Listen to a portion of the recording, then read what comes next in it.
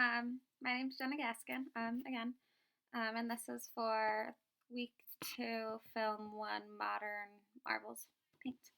Um, so I think that art has drastically changed and has drastically evolved throughout the years, and it's kind of crazy to look back at how things were done in the past because it's so simple now, but to think that things were even simpler back then.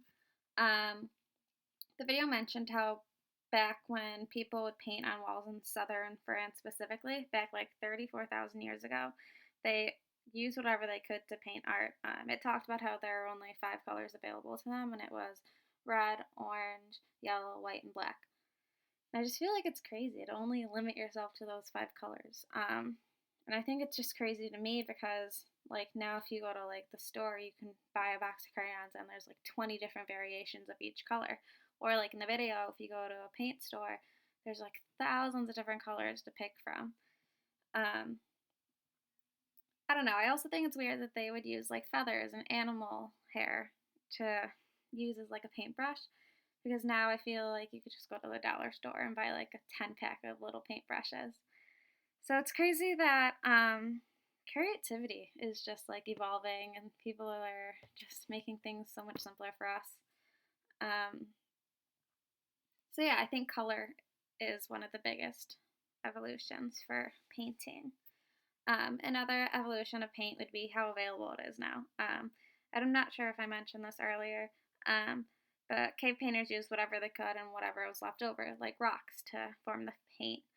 And it was probably hard to get as much paint as you would have to like keep breaking the rocks and using them for paint, because I remember when I was younger and I didn't have any chalk, I would take one of like the red rocks around like my backyard and like scrape it really hard against the concrete just to play like hopscotch or something.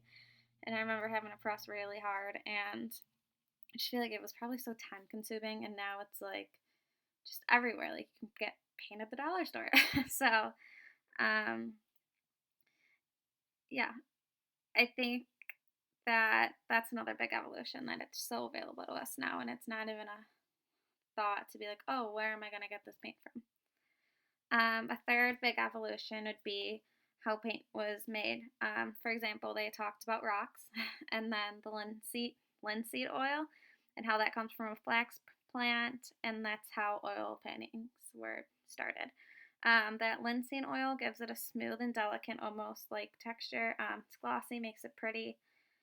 I don't remember who began it or exactly when it began, but it kind of gives the painting more of an extravagant look compared to in the like Egyptian and caves walls. Um, I remember how the video showed how the paint and oil would combine, and then like it would kind of like bounce off of the oil, and then more of like a vibrant color and pigmentation would be produced. Another example of how like paint being made is can't think of the word. How paint has become evolved. How paint has evolved would be using chemicals to create the paint. How they would fuse metals together and bake them at extreme temperatures. I think he said 2000, I think.